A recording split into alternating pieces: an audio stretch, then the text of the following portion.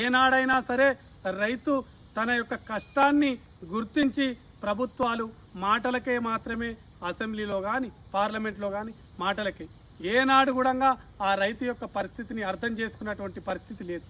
మరి భారతదేశ పౌరులు కూడా మన తెలంగాణ పౌరులు కావచ్చు, ఎక్కడైనా సరే మనము ఒక రైతు దగ్గరికి వెళ్ళి కలుషితం లేని మనము బియ్యాన్ని కొనుక్కొని ఆ రైతును కాపాడుదామని ఎవరైనా ముందుకొస్తుర్రా?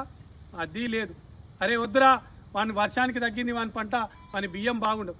నీకు ఆడ బియ్యం బాగలేని బియ్యము ఇవే బియ్యం వాడుకొని మళ్ళీ నీకు తెచ్చి సూపర్ మార్కెట్లలో 60 రూపాయలు అమ్మితేనేమో ఆ బియ్యం బాగుంటాయి. నీ కండ్ల ముందల ఒక వర్షం పడితే ఆ బియ్యం బాగలేవు. ఆ బియ్యాన్ని తీసుకోవద్దు అంటే ఎక్కడ పోతుంది? ఒక రైతుకు మీరు రైతుకు బీమా భారతదేశంలో రైతుకు బీమా కల్పిస్తుంది. రైతుకు బీమా నా ఉద్దేశం ప్రకారము రైతుకు బీమా అక్కర్లేదు. ఎందుకు అంటే మనిషి చనిపోయిన తర్వాత వచ్చే బీమా కంటే రోజు చస్తూ బతికేటటువంటి రైతును కాపాడవలసినటువంటి బాధ్యత ఈరోజు మన కేంద్ర రాష్ట్ర ప్రభుత్వాలపైన ఉంది. ఎందుకంటే రైతు పండించినటువంటి పంటకు బీమా కల్పించండి, అప్పుడు ఆ రైతు బాగుపడతాడు.